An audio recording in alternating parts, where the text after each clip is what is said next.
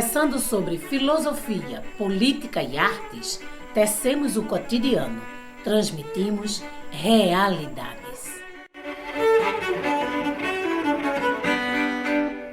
E aí, gente, tudo bem? Sejam bem-vindos, bem-vindas, bem-vindes ao programa Realidades. Meu nome é Ivan Moraes e hoje a gente vai falar sobre democracia. Rapaz, que democracia é essa que a gente quer, hein? E para falar do tema, eu estou aqui com uma convidada mais do que especial, a minha amiga Áurea Carolina, que foi vereadora de Belo Horizonte, com a Gabinetona, uma experiência inédita que aconteceu lá em 2016, 2017, que elas começaram seu mandato. Também foi deputada federal por Minas Gerais, hoje ela está diretora executiva do Nossas, uma organização ativista que trabalha para fortalecer a democracia no Brasil. Bem-vinda, Áurea, é um prazer muito grande ter você com a gente hoje no programa Realidades. Que satisfação, Ivanzinho, meu amigo querido. Que alegria estar em Recife, essa terra que eu amo demais e que tem conexão direta com Minas Gerais, para bater papo sobre esse tema que a gente adora, né? Democracia e como que a gente se movimenta para isso ser possível na nossa vida. Vixe Maria, a democracia é um conceito tão interessante, né, Áurea? Porque quando a gente para refletir ou quando a gente vai buscar informações, a gente vê que é um conceito disputado por muita gente. Então, a extrema-direita fala em democracia, né, de um determinado ponto de vista, né, de alguém ou de uma maioria que domina a minoria. Né? Nós falamos de outro tipo de democracia e tem outro tipo de democracia, que é essa democracia que a gente vive, né? Uma democracia formal.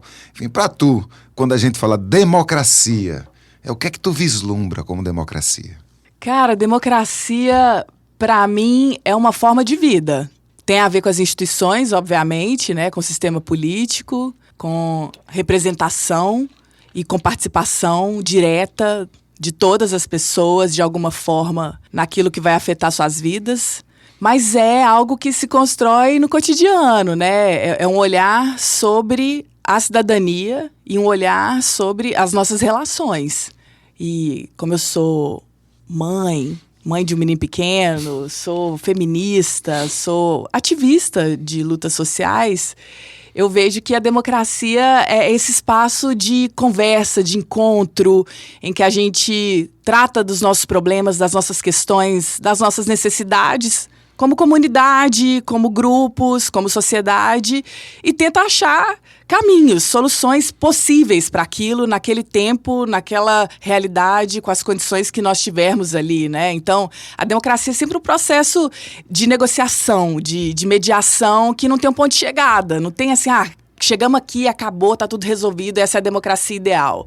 Porque a vida é dinâmica, as pessoas mudam, as necessidades que a gente tem hoje são distintas de 30 anos atrás, né?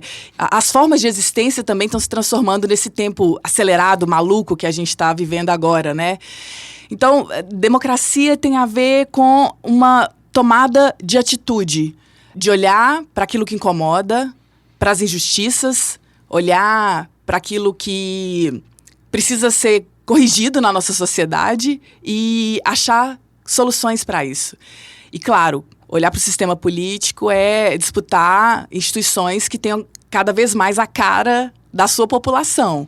E tendo a cara, instituições que defendam o que é justo, né? E isso está traduzido na linguagem dos direitos, numa Constituição democrática. Então, tem uma complexidade, uma parafernália de coisas que ultimamente têm sido muito atacadas, né? Com o avanço da extrema-direita, de grupos de ódio, que não tem apreço nenhum por instituições democráticas. Mas isso não é suficiente, de forma nenhuma, né? Democracia é quando a gente consegue viver bem e conviver bem. Quando você percebe... Eu tenho até receio de dizer assim, a democracia brasileira. Quando você percebe o sistema político, a organização da nossa sociedade aqui nesse nosso país, neste ano de 2025, como é que você qualifica essa nossa democracia? Ela existe? Essa democracia frágil, democracia jovem? O que é que tem de democrático na democracia brasileira? O que é que você acha que a gente ainda precisa caminhar? Como é um processo, uma construção histórica, eu vejo que o que tem hoje é a retomada de um ambiente público de um mínimo de liberdade, de organização, de expressão da opinião, em que as pessoas podem formar seus grupos, podem fazer suas lutas, podem colocar isso no debate público, desde que respeitem a Constituição, né? Liberdade de expressão também não é qualquer coisa, crime não é liberdade de expressão, então não pode cometer racismo, não pode cometer homofobia, não pode cometer uma série de coisas, mas trazer livremente ideias sobre o que é essa existência coletiva e como transformar essa existência coletiva em algo melhor, né? São visões sobre justiça, sobre igualdade, sobre direitos.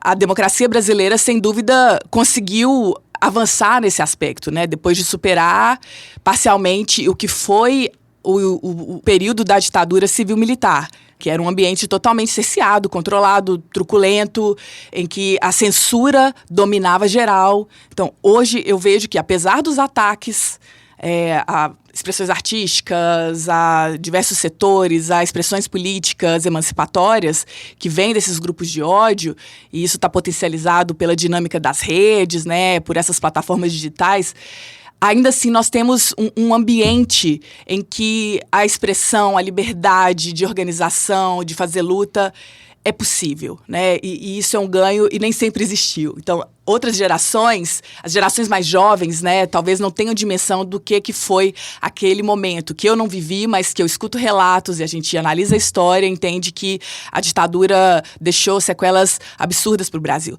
Mas voltando um pouco atrás nesse filme da história, o Brasil é constituído de uma sociedade colonizada, colonialista, escravocrata, profundamente dividida, desigual, violenta, e tudo isso permanece na nossa formação social e está na raiz das instituições também, né? Então, a gente vai ver como que está refletido o racismo institucional no Estado brasileiro, né? A gente não tem uma presença equiparada de pessoas negras nos espaços de tomada de decisão, e assim por diante, em relação às mulheres, aos povos indígenas, às populações periféricas, população LGBTQIAPN+.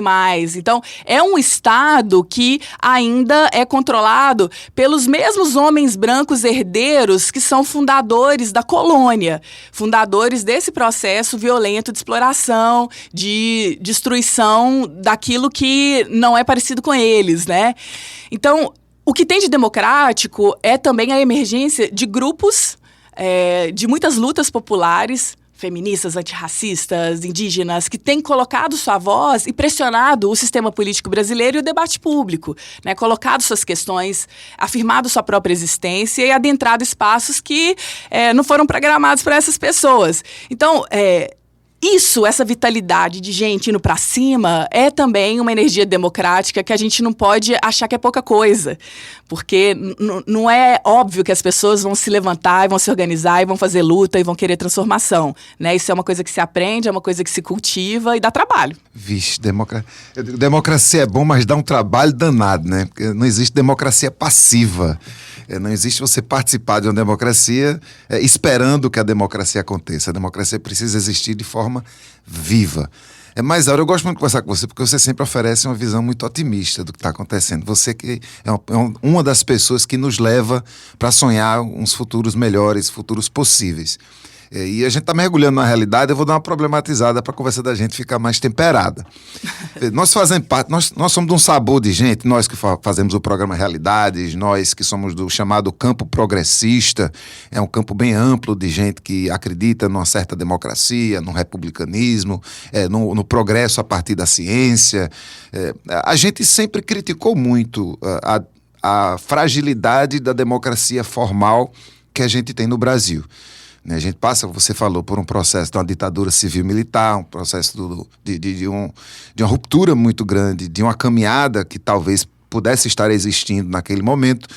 A gente sai desse processo, vem a chamada redemocratização do Brasil, a gente vai caminhando a passos, no nosso entender, muito lentos, rumo a uma melhoria, a um aperfeiçoamento dessa democracia.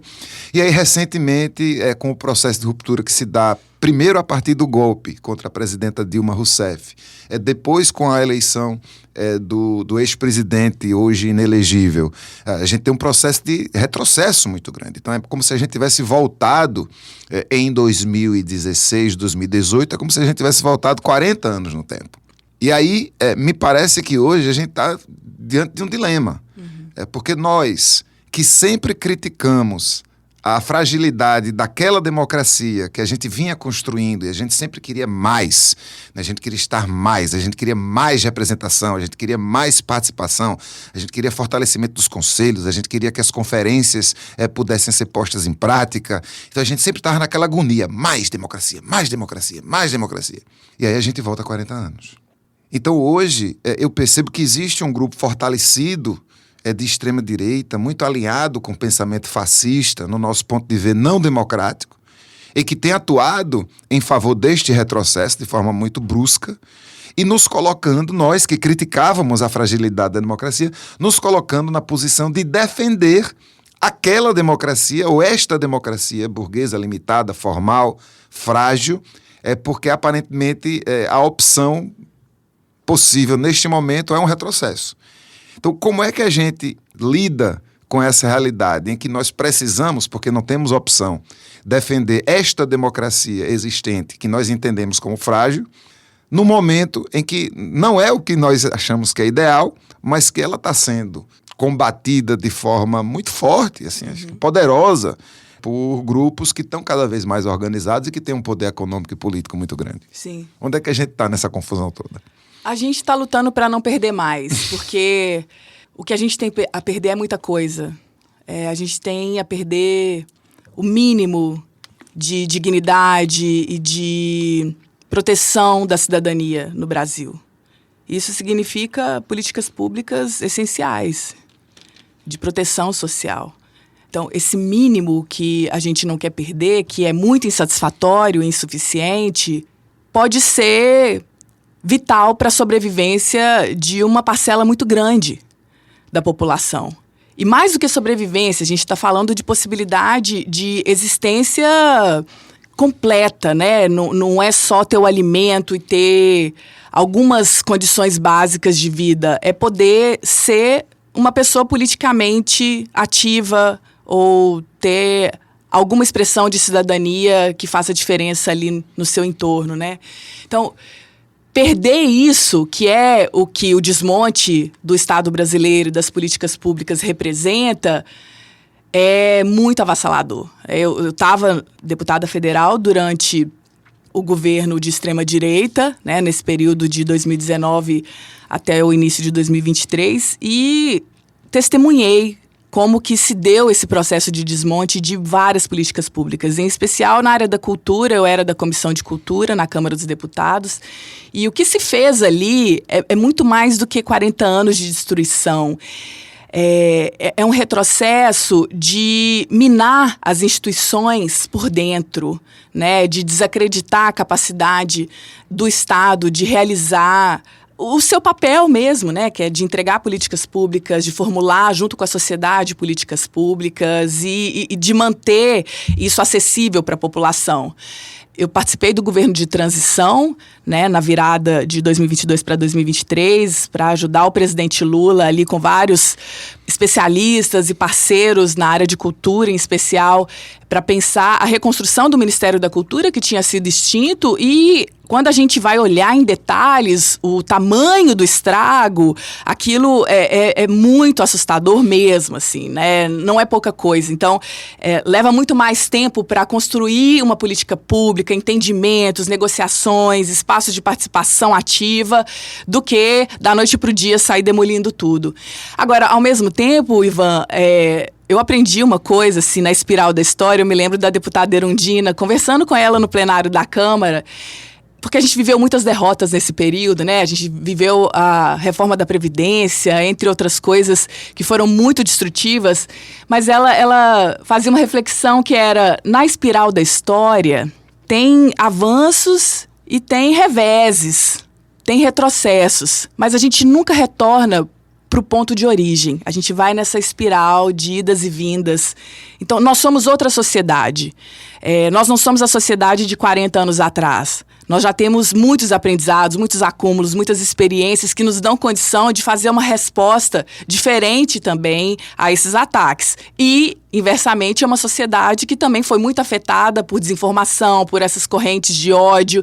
Então, as disputas se dão num outro lugar, são dinâmicas, e é isso que a gente precisa entender. Quais são as novas formas de ativismo, de resposta a todo desmonte, aos ataques antidemocráticos, para que a gente supere, ou pelo menos tenha perspectiva de chegar numa situação melhor, né, de mais estabilidade, para que se renovem as lideranças, para que a gente tenha um projeto político muito mais encantador, mais bonito, de base popular, etc. Então, me alegra que há uma geração também de gente que vem se ocupando de pensar e botar a mão na massa. Eu gosto de pensar no exemplo de Marielle Franco, né? Como que ela ali simboliza essa emergência de mulheres negras, mulheres periféricas, pessoas de luta, né? De formação em luta social e que se dispõem, sem ter parentes importantes, sem ter herança, sem ter uma influência, se dispõe a ocupar o sistema político, a organizar também suas comunidades e fazer diferença, né? Fazer essa disputa, essa tensão por dentro do sistema político, sem abrir mão dessa organização externa. Eu vejo que isso está cada vez mais presente, né? Pessoas como nós, né, Ivan, que também topamos fazer essa travessia dificílima de ocupar o sistema político, ocupar partidos, sem ter uma assimilação, sem ter uma identificação direta com essas instituições, mas entendendo a importância desses espaços. Então, quando a gente faz esse movimento, a gente já está dizendo que a sociedade brasileira mudou muito. A possibilidade de lideranças como a gente é resultado da luta de gente que veio antes, que abriu caminho, que nos encorajou também. E a gente vê hoje que nós temos uma contribuição a dar. Então, eu sou sempre mais animada, porque eu acho que a gente batia um papo, né, de que o agora já é futuro, e esse futuro que a gente está vivendo aqui, né, de testar possibilidades, de ver alegria e ver também beleza no meio de tudo, né? No meio de tudo que nos entristece, de tudo que é injusto e que a gente precisa enfrentar, é algo que também nos dá ânimo para seguir, né? Então, mesmo com todo esse horror, com todas as guerras, com todas as violências, a gente não abre mão de lutar por algo diferente, né? E a gente tem experiências que demonstram que isso é muito real, né? Então, eu vejo que a democracia brasileira, que está sob disputa constante, tem uma força emergente de ativistas, e eu acho que desde 2013 isso está muito visível, né? De pessoas que se propõem a democratizar ainda mais esse espaço. Claro que surgiram também forças de extrema-direita, de ódio e tal. Então, é nesse bololô aí que a sociedade brasileira está lidando, junto com uma conjuntura global também muito desafiadora. Sua fala é recheada de arregaçar as mangas, botar a mão na massa, colocando esse componente ativo na democracia. Então, no próximo bloco, a gente fala um pouco mais sobre essa mão na massa, sobre essa experiência, sobre esses anos de tua participação efetiva nas instâncias políticas e sobre como as outras pessoas também poderiam estar assumindo essa função. Você está ouvindo o programa Realidades. Não sei se você está aqui na Universitária FM, no 99.9, não sei se você está ouvindo aí nos canais de podcast, né? Porque a gente é programa, a gente é podcast, a gente é áudio para você escutar onde e como você preferir. Já a gente volta conversando com a Áurea Carolina sobre democracia e sobre como a gente pode e deve botar a mão na massa para ver esse negócio que eu não vi nem comi. Eu só ouço falar, mas eu tenho muito desejo de ver como é. Já a gente volta.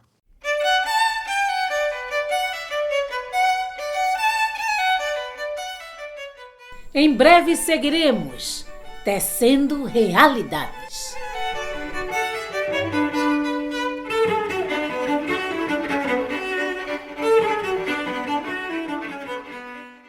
E aí, gente, tudo bem? Estamos de volta com o programa Realidades. Eu sou Ivan Moraes. Hoje a gente está conversando sobre democracia com ninguém menos do que Áurea Carolina. Que democracia é essa que a gente tem? O que é democracia? Que democracia é essa que teremos? Se você estava com a gente, eu acho que você estava, né? No primeiro bloco, ouviu uma conversa muito bacana em que a gente tentou determinar o que é essa democracia. A gente falou um pouco sobre o momento atual, a gente falou sobre essa construção do rumo a uma democracia democrática. E a fala de Áurea é recheada por intenção, né? É recheada de ação, mão na massa, arregaçar as mangas, fazer acontecer, ativismo, militância.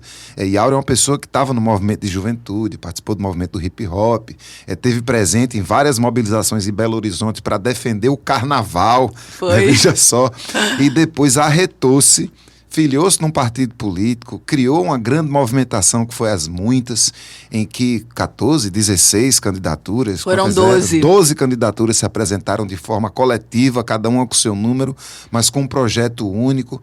Elegeu-se a vereadora eleita com mais votos de Belo Horizonte naquele ano, não foi? 2016, sim. Junto com Cida Falabella. Isso. E compuseram a gabinetona, depois foi deputada. Enfim, resolveu botar a mão na massa. E aí, antes de fazer a pergunta, eu quero lembrar que essa mão na massa na democracia formal brasileira, infelizmente, ela está muito longe de ser hegemônica. Mesmo a gente falando da democracia formal e dos limites que ela tem, a gente percebe o tanto que a sociedade brasileira está, como sempre esteve, se abstendo de participar. E um dado que eu não deixo de citar quando eu vou falar de democracia é o dado das filiações partidárias. Então, se num sistema democrático brasileiro só se disputa poder a partir de partidos políticos, ou seja, essas instituições, partidos políticos, queira ou não, esses 35, 36 partidos políticos que existem, eles detêm o monopólio da disputa do poder. Então, não se disputa poder no Brasil, a não ser através dessas instituições. Eles são como se fossem os gatekeepers da democracia brasileira. Ao mesmo tempo, essas instituições, via de regra, não são democráticas em si mesmas. E das 160 milhões, ou pouco mais, 165, 167 milhões de pessoas no Brasil que estão autorizadas a votar, que detêm o título de eleitor, né, a carteirinha do voto, 10%, pouco mais de 10%, estourando, estão filiadas em partidos políticos, mesmo nós sabemos que essas instituições, via de regra, não são democráticas, mas são necessárias. Então, por que você entrou nessa história? Com tanta dificuldade, e por que você acha que mais pessoas devem entrar nessa festa ruim? Nessa festa ruim, que pode ser boa, sabe, Ivan? Se o povo vier, ela fica boa, né? Se o povo vier, se a gente chegar junto, a festa vai ter graça. A gente vai se divertir também. Olha só, isso de botar a mão na massa está muito mais ao nosso alcance do que parece. É fundamental olhar para o lado, para a nossa vizinhança, para a nossa realidade de comunidade, que é uma coisa que está meio fora de moda, né? É difícil construir uma comunidade de presença, assim, mas olhar para aquilo que te afeta no dia a dia. Tipo, a praça do bairro toda detonada, não tem jardim, os brinquedos das crianças estão quebrados, não tem iluminação decente. Olhar para aquilo, entender que é um problema que pode ser transformado a partir desse mão na massa, é o primeiro despertar. Essas coisas que parecem simples do cotidiano são as coisas mais poderosas no fazer político, porque é daí que a gente vai construindo um senso de coletividade, de participação, de olhar para aquilo que me incomoda, que me afeta, que é injusto, que precisa ser transformado como algo que me diz respeito também. Eu sou inconformada, é por isso que eu meti as caras em política, eu sou uma pessoa indignada. Uma das primeiras coisas que eu fiz quando eu era adolescente, assim, eu entendi que, estudando escola pública e mesmo sendo de origem popular, né, de uma família trabalhadora que passou muito perrengue, eu tinha a oportunidade de estudar. E minha mãe falava, tem que estudar, pobre é a única coisa estudando, é a única coisa que você tem, ninguém vai tirar de você esse conhecimento. Então eu tinha muito valor com a escola, assim, e eu era boa aluna sem fazer força, sabe? Porque eu gostava de estudar, eu estava ali, eu participava das aulas, eu era muito, muito entusiasmada. Sabida, né? Eu era sabida, eu frequentava a biblioteca, eu achava legal demais ficar folheando livro de artes na biblioteca. E aí, na adolescência, eu cismei que eu queria dar aula de reforço para colegas de escola pública, assim, do bairro que eu estava morando na época. E cheguei um dia, assim, sem mais nem menos, numa escola lá, da minha vizinhança. Eu falei, eu queria falar com a diretora, eu queria falar com alguém aqui da escola, alguém responsável, porque eu quero ser voluntária nessa escola. Aí eu fui atendida pela diretora, ela olhou para mim assim, minha filha, não é assim que funciona, não. Eu saí de lá arrasada, porque ela me desencorajou totalmente. Gente, eu só tinha uma boa vontade, não é assim que funciona. Então, as coisas não são bem assim. Então, como é que funciona? Aí eu não fiquei também conformada com isso, não. Tinha um projeto que atendia jovens num parque público, perto da minha casa. Acho que era Jovem no Parque. E eu comecei a frequentar esse projeto. E falei com a coordenadora, eu quero fazer alguma coisa aqui, não sei o que é. Me dá algum serviço, me dá uma tarefa. E eu comecei a ser voluntária nesse projeto. Eu ficava lá, dando força para os oficineiros, trocando ideia com os jovens. E foi assim que eu fui entendendo que eu podia atuar de um jeito mais coletivo. Não era só aparecer sozinha, quero ser voluntária aqui na escola. E a diretora já me deu a real, foi mais dura do que precisava, né? Ela poderia talvez ter me dado um caminho das pedras ali. Pelo menos um abraço. Um abraço, né, e tal. Mas assim, eu entendi que estando em grupo e aprendendo com a galera, eu poderia dar alguma contribuição, sabe? Então, é esse mesmo sentimento que me motivou a ser candidata. Lá em 2016, né? Antes disso, a construir uma movimentação que propunha uma confluência de lutas populares da cidade, que já se encontravam em muitos espaços, né? A gente fazia disputa do carnaval de rua, a gente fazia disputa por mobilidade, fazia disputa por cultura, por direitos das mulheres, de enfrentamento à violência urbana, né? Por outra segurança pública. A gente tinha uma série de lutas que se entrelaçavam e a gente se encontrava muito nos lugares. A gente entendeu que podia produzir uma representação a partir da gente. E veio nesse formato ousado de uma candidatura coletiva para a Câmara Municipal e fomos bem-sucedidas, surpreendemos, fizemos história com pouquíssimo recurso, mas muita vontade, uma campanha muito linda, maravilhosa. E isso me mostrou que é possível. Claro, é uma exceção, foi uma exceção, mas dessa exceção tem surgido lideranças potentes, cada vez mais, né? E eu falo de Marielle Franco como também esse marco. Após a execução política da Marielle, emergiram muitas mulheres negras dispostas a dar continuidade a esse trabalho. Não vão nos matar, não vão nos interromper, não seremos interrompidas.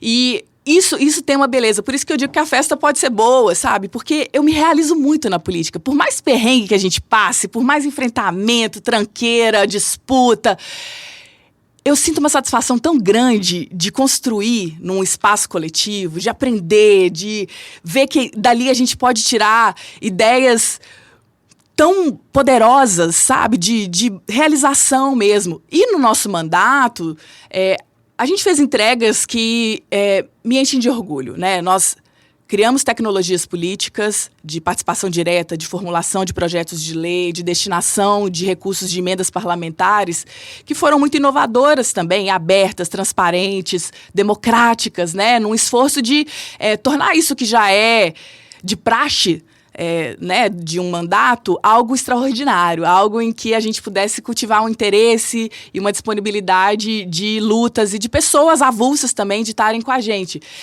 Isso me diz de um amor, um afeto político também, né? A gente falava muito da política dos afetos. Os afetos podem ser de todo tipo, inclusive o ódio é um afeto muito explorado pela extrema-direita. O medo, né?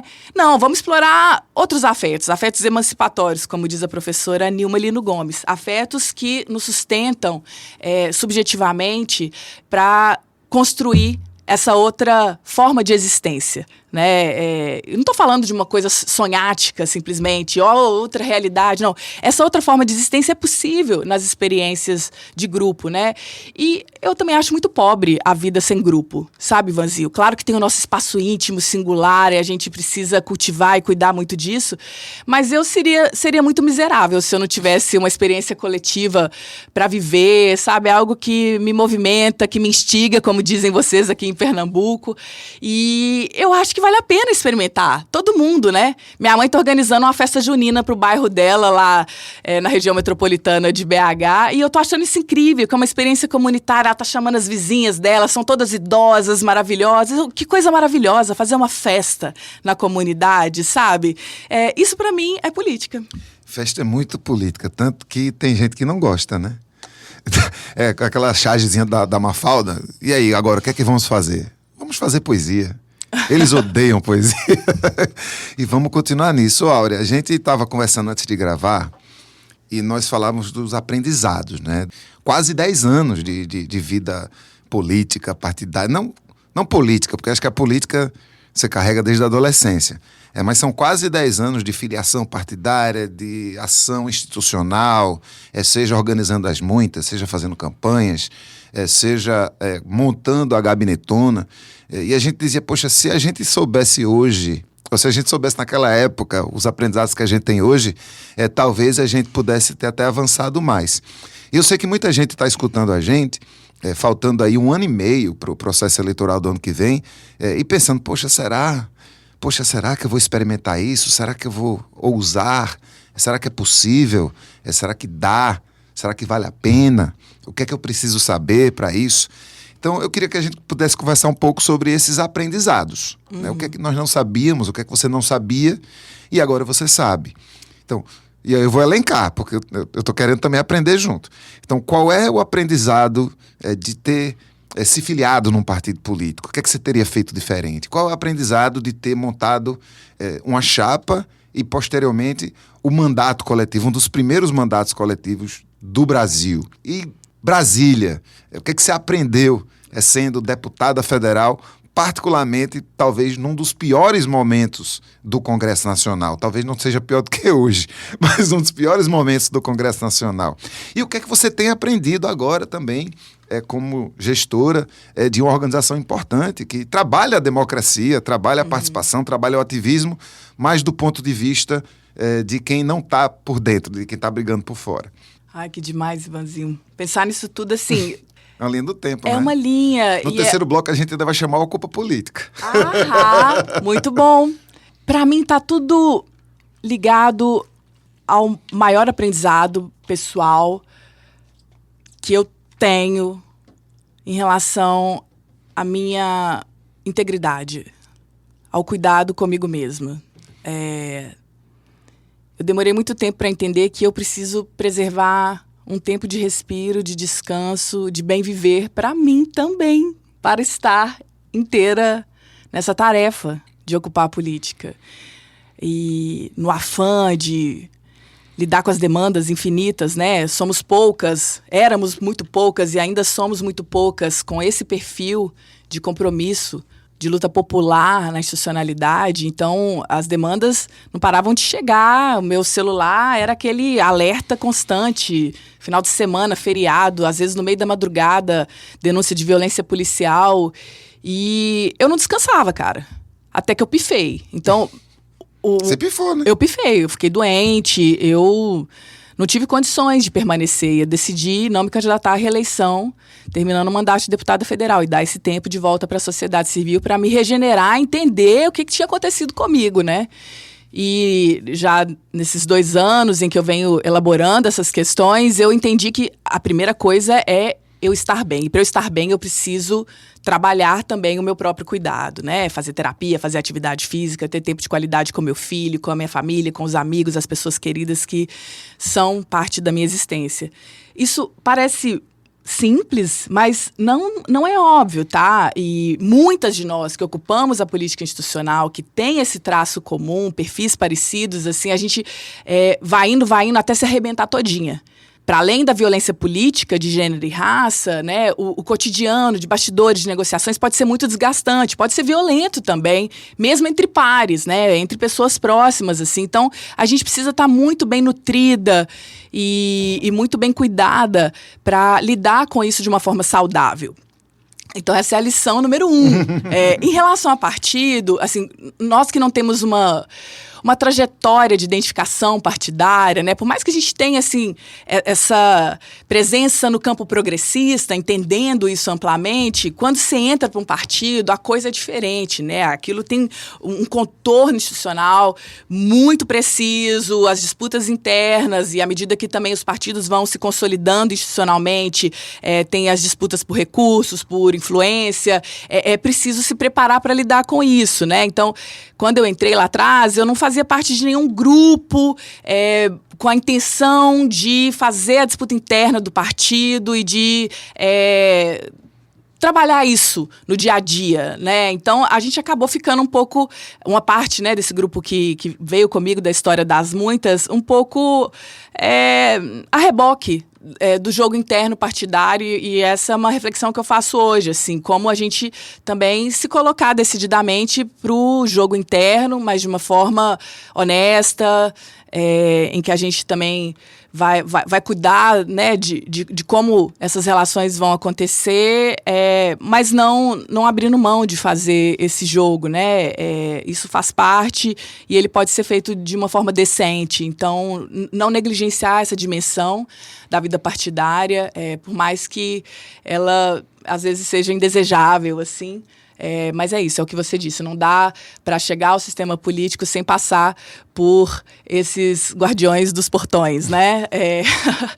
Outra coisa, em relação à formação de mandato, né? Como a gente tinha uma proposta realmente muito ousada de coletividade, de compartilhamento do poder, de experimentação de práticas democráticas, a primeira edição, assim, da Gabinetona lidou com desafios de organização interna, desafios de priorização de agendas, desafios de gestão, e até trazendo para o que eu tenho aprendido cada vez mais agora como diretora executiva de uma organização, é que o ativismo também requer essa retaguarda de práticas de gestão de pessoas, gestão de projetos, gestão do conhecimento. Os nossos mandatos precisam dessa instrumentalização no melhor sentido, né? De como a gente adota as melhores práticas para entregar bem, no tempo limitado e com os recursos limitados que nós temos, aquilo que nós nos propusemos a fazer. Então, não é trivial que os mandatos ativistas precisem também de suporte da sociedade civil para ter mais efetividade nessas entregas. Para além do cuidado com as pessoas, né, com os parlamentares, com as assessorias, que as assessorias também sofrem muito, né, com todo esse jogo de muita pressão, como que a gente melhora a qualidade das entregas, né, desses mandatos. E uma outra coisa que eu aprendi, Ivan, é que o sonho tem muito valor. Né? Chegou um momento no mandato de deputada federal que eu estava ficando já meio cinza, assim, meio desanimada com tudo. E é porque o sonho, de alguma forma, não estava presente comigo. O mesmo sonho que me motivou lá atrás, eu quero manter isso aceso, sabe? Eu quero continuar sendo uma figura que acredita na possibilidade da transformação.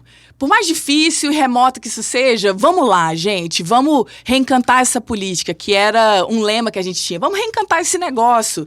Tá tudo uma pasmaceira, tá todo mundo meio abatido, mas vamos lá, gente, vamos pra cima. Então, eu quero de novo essa energia, né? Então, esses anos agora que eu fiquei aqui mais recolhida, né, olhando para a minha própria jornada, eu tenho recuperado isso. Eu tenho um desejo de voltar a contribuir e eu acho que esse desejo é mais do que legítimo, ele vale a pena e ele está sustentado nesse bem-querer também. Né? E essas coisas não saem de moda, assim, né? Querer bem, sonhar, acreditar no bem viver, batalhar por relações mais generosas. Pode ser que a gente seja lido como ingênuo, como bobo, mas eu não ligo, sabe? Existe bondade. Existe. Nem tudo é maldade, nem tudo é disputa, nem tudo é interesse. Essas coisas estão aí, a gente não vai negligenciar, mas existe um lado que é muito bonito do fazer político, que a gente também não pode achar que é impossível. Isso aí, Áurea, a gente passou até um pouquinho, mas nunca que eu ia parar de deixar de escutar a Áurea falando de esperança, né? E, enfim, a gente precisa muito. O terceiro bloco vai ser mais curtinho, mas a gente ainda tem muito assunto para falar. Você está escutando o programa Realidades, na Universitária 99.9 ou no seu escutador de podcast. Já já a gente volta.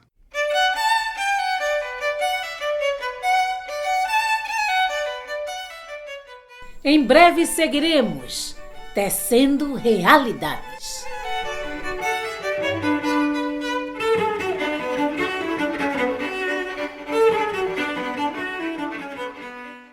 E aí, gente, estamos voltando ao programa Realidades.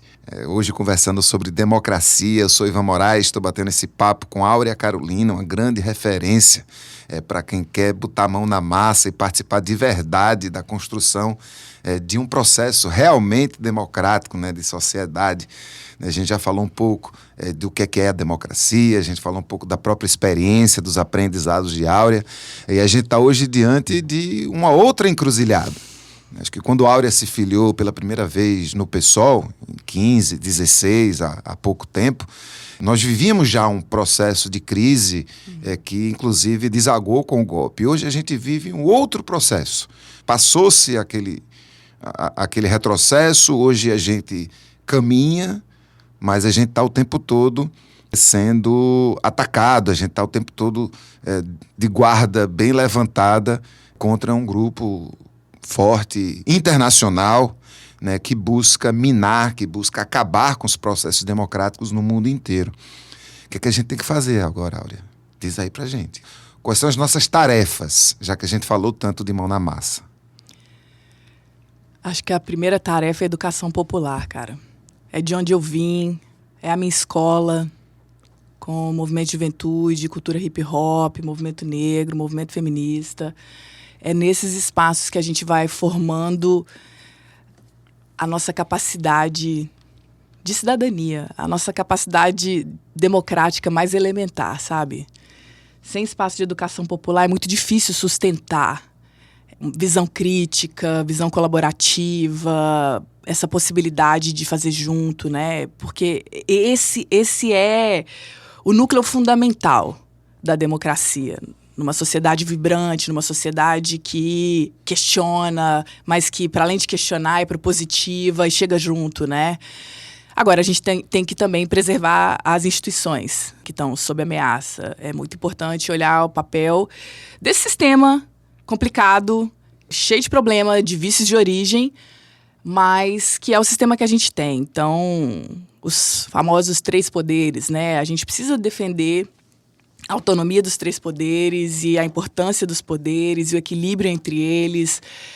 A gente precisa defender governos que sejam cada vez mais comprometidos com a efetivação do que está previsto na Constituição brasileira, na legislação, em termos de direitos de cidadania, de políticas públicas. A gente precisa de um judiciário mais representativo, que enfrente as práticas de racismo institucional, todos os seus vícios e que, ao mesmo tempo, seja guardião de toda essa legislação. E a gente precisa de um legislativo que avance, não retroceda. Então, olha só, a gente acabou de ver, recentemente, o Congresso Brasileiro aprovar um projeto de lei de devastação do licenciamento ambiental, né? Que, em síntese, permite que os proprietários de fazendas, de imóveis que têm áreas de proteção ambiental ou áreas de mata nativa possam fazer o autolicenciamento. Eles façam uma declaração e eles vão se permitir usar aquelas terras do jeito que eles bem quiserem. E com isso se desmonta toda uma estrutura de fiscalização ambiental e de proteção de retaguarda por parte do Estado brasileiro, né? Veta Lula! Veta Lula. É 40 anos de retrocesso, literalmente, na legislação ambiental brasileira, e seria diferente se a gente tivesse um outro perfil de congressistas, evidentemente, né? E isso tudo está alinhado, obviamente, ao interesse de corporações de exploração de minério, de exploração de terras, de produção de commodities, né? De toda essa dinâmica geopolítica que incide e que tem interesses diretos sobre a tomada de decisões no legislativo e nos poderes brasileiros, né? Então, quando eu fui deputada, tinha acabado de acontecer o crime da Vale em Brumadinho, aquele desastre com o rompimento da barragem que deixou mais de 200 pessoas mortas e devastou toda a bacia do rio Paraupeba. Eu tive que me engajar na luta de enfrentamento à mineração predatória e estar lado a lado com as pessoas atingidas. E eu aprendi muito junto com essas lutas, sobre a importância do legislativo também em avançar em medidas mais protetivas, mais conectadas com as necessidades e os direitos das populações atingidas, em responsabilização das empresas, em fortalecimento da capacidade do Estado de fiscalizar, de cobrar, de fazer valer essa proteção socioambiental. Infelizmente, a gente não conseguiu avançar muito porque o lobby das mineradoras e dessas corporações está ali presente, negociando com parlamentares, com setores que vão diretamente mexer na legislação. Então, compreender isso, compreender como que essa dinâmica transnacional acaba nos afetando, também aumenta o nível da nossa responsabilidade, né? Eu falo dessa coisa mais elementar, que é lá comunitária, de mão na massa, e eu falo desse outro aspecto que é mais macro, mas que requer também a nossa inteligência e a nossa estratégia de permanência e ocupação, né, do espaço institucional. Então, nós precisamos de pessoas em todos esses níveis. E nós podemos ser as pessoas que vão transitar entre todos esses níveis. E fazendo esses debates, ponta de lança, e trazendo isso de forma que faça mais sentido para a vida das pessoas, né? Muita gente não entende qual que é o impacto que o PL da devastação pode ter na sua vida, mas isso vai piorar a nossa qualidade de vida. A gente já vive em guerra climática, mudanças climáticas num nível cada vez mais acelerado, tempestades, inundações, ondas de calor, secas e uma sociedade com a questão ambiental totalmente desregrada e os donos de terras fazendo o que bem entenderem, vai amargar ainda mais a piora da crise climática, né? Então, fazer com que isso chegue e faça sentido para qualquer pessoa também é o nosso trabalho. A gente tem o dever de comunicar bem. É isso, amigo. É uma tarefa, você vinha falando aí dessa legislação, e eu só lembrando que estão querendo construir uma escola de sargentos aqui bem pertinho do Recife, com a devastação de mais de 100 hectares, assim, vai ser um negócio absurdo. E até agora com apoio tanto da direita quanto da centro-esquerda que está no poder em Recife, e a centro-direita que está no poder em Pernambuco. Mas vamos para a tarefa. Áurea, eu conheço muita gente que escuta nossos programas. Eu tenho certeza que a família de Arthur do Espetinho está escutando o programa, vai ter alguém que está filiando num partido e que está escutando o programa, vai ter uma mãe voltando agora do trabalho, no trânsito do Recife, que não é pouco, que ligou na 99.9, que está escutando nosso programa, e a gente está em tarefas. Muito do que você fala me remete a um grande desafio. Porque muitas vezes, quando a gente que anda nos territórios, a gente que circula na sociedade civil, a gente vê muita luta acontecendo. As pessoas se organizando, as pessoas indo em frente, as pessoas se mobilizando. E a gente vê os partidos, quando participam de forma, ou a partir de seus próprios integrantes, porque também participam desses movimentos, ou muitas vezes até em algum momento como uma tentativa de se apropriar de alguma causa para poder gerar um engajamento e, enfim, obter ganhos políticos também. E, de certa forma, as pessoas que estão organicamente nesses movimentos ainda têm um receio muito grande ou uma antipatia muito grande pela participação nessas instituições, partidos políticos que, como falamos, são os guardiões das porteiras e das cancelas da disputa do poder. Me remete muito ao Ocupa Política, um processo que você esteve, que eu estive, Marielle Franco, Talíria Petroni, Fernanda Melchiona, Marquito, tanta gente que naquele momento vinha dessas organizações e não, agora a gente quer entrar em partido. E nós entramos, e nós procuramos fazer com que outras pessoas também entrassem, muitas delas hoje estão aí cumprindo mandatos. Mas qual é a delicada, qual é o pulo do gato, qual é a chave para fazer com que tantos partidos compreendam melhor a natureza desses movimentos e que possam, de fato, contribuir com eles, e para que as pessoas que não estão nos partidos, mas que estão nos movimentos, possam compreender que, para ir além do que já estão fazendo, precisam ter uma interlocução ou mesmo uma participação nessas instituições. E eu vou te dar 3 minutos para responder. Rapaz, 3 minutos com esse pulo do gato, eu tô lascada. Mas olha só, é muita coisa, muita peça que a gente precisa mexer para dar esse pulo do gato. Primeiro é ocupar esses espaços com essas construções coletivas amplas, né, confluentes. É muito importante, assim, eu acho fundamental essa colaboração entre as lutas, né? A gente não chegar com coisa de nicho, mas com construções amplas em que a gente tem uma divisão do trabalho também, né? A gente não precisa se especializar em tudo, pelo contrário. Quanto mais a gente conseguir distribuir o trabalho internamente, olha, eu sou boa em mobilização, eu sou boa em comunicação, eu sou boa nesse tema, sistema, a gente chega junto.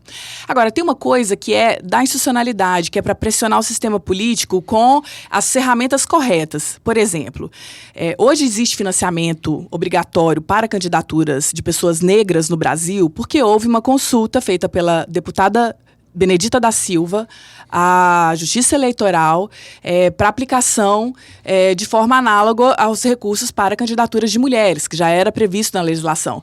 E isso foi bem sucedido e o Brasil já avançou. Claro que passa a eleição, na sequência os partidos tentam aprovar uma anistia e eles têm conseguido de forma corporativista, eles aprovam as anistias lá no Congresso para perdoar as próprias falhas e o crime deles não terem aplicado o recurso como deveria. E a gente tem que pressionar para acabar com as anistias do Brasil. Isso é um absurdo, assim. Sem anistia. Sem anistia.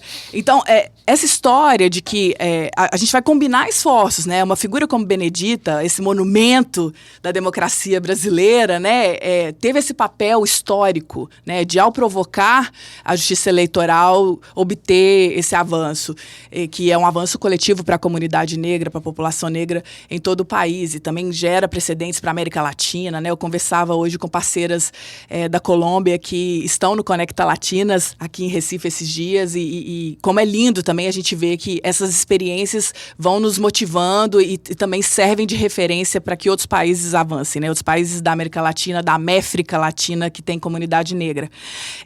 Então, eu acho que é nessa conjugação de esforços, sempre. É um trabalho...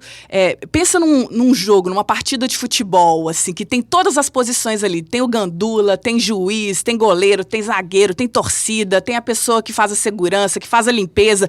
Precisa de todo mundo trabalhando junto e fazendo bem para a gente ter aquele espetáculo e vamos torcer para o melhor time. Mas todas as posições são importantes, né? Não é só o atacante que faz o gol e que vai ter a glória, não. A gente precisa de todo mundo mesmo. E são níveis diferentes de especialização e de contribuição.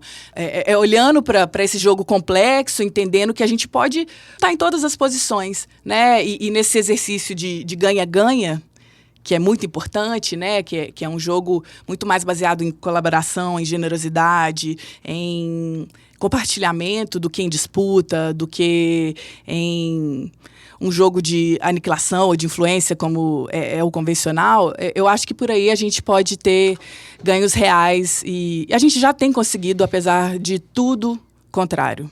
A gente tá lascado, mas a gente tá lutando. Tá lutando e não é em vão. Ô, Áurea, chegando já no finalzinho, eu queria que você indicasse para as pessoas que estão ouvindo a gente. Vocês viram que tem tarefa, né? Vocês estão me ouvindo, estão ouvindo Áurea, tem muita tarefa. Mas queria que vocês indicasse canais, livros, não sei se podcast, não sei se filmes. Onde é que as pessoas que te ouviram hoje, que ouviram a nossa conversa, podem continuar esse assunto, né, a partir de outros veículos? O que é que você indica, pessoal, para assistir, para ouvir, para ver, para ler? Ai, gente, o Mano a Mano, né, o podcast do Mano Brown com a Semaia Oliveira, que já está com a nova temporada, eu acho que é um espaço maravilhoso de reflexão, que toca sempre na política real do dia a dia, né, a partir das trajetórias dos entrevistados. De audiovisual, não sei... Eu acho que procurar iniciativas que fazem um trabalho como o Instituto Marielle Franco, Mulheres Negras Decidem, Rede A Ponte, o Instituto Update, que está organizando o Conecta Latinas aqui em Recife. São todas organizações que trabalham pelo fortalecimento de lideranças populares, mulheres negras, sobretudo, para esse exercício da política institucional, né? E ver a sociedade civil cada vez mais... mobilizada para fazer esse trabalho, me enche de alegria também e de orgulho de que a gente está deixando também esse ecossistema cada vez mais preparado, né, para fazer os enfrentamentos que estão por aí e virão pela frente. Valeu, Áurea. Deu para perceber, né, gente? Quem ouviu dizer alguma vez que a Áurea desistiu da política estava redondamente, grossamente enganada. A Áurea está na política. Foi um prazer enorme, Áurea, ter você aqui no nosso programa. Vocês já viram também que, diferente de como era lá há 10 anos, quando a Áurea se filiou, hoje já tem muita coisa mais acontecendo. Você não precisa mais começar do zero para participar efetivamente da política. Eu tenho certeza absoluta que ela vai dar o que falar nas eleições do ano que vem, viu? Prazer grande, Áurea. Foi uma alegria imensa. Esse programa foi apresentado por mim, Ivan Moraes, o roteiro foi de Gabriel Tomás, Vitória Maria e Bárbara Bastos, que também dirige o nosso programa. O episódio de hoje foi gravado no LIS, o Laboratório de Imagem e Som do Centro de Artes e Comunicação da Universidade Federal de Pernambuco, com trabalhos técnicos de Felipe Peixoto. Lembrando que você pode ouvir nosso programa toda quarta-feira e todo domingo, às 18 horas, na 99.9 FM, a nossa rádio universitária, em toda a região metropolitana do Recife. Para quem está em outras cidades, é só acessar o site radio.ntvru.ufpe.br, radio.ntvru.ufpe.br. Além disso, estamos também nos melhores agregadores de podcast com o nome Realidades 99.9. Siga nossa página no Instagram, @RealidadesUFPE, e o nosso e-mail, para você também propor sua pauta, é o realidades99.9@ufpe.br. Para você que nos ouviu até aqui, muito agradecido e até o próximo programa.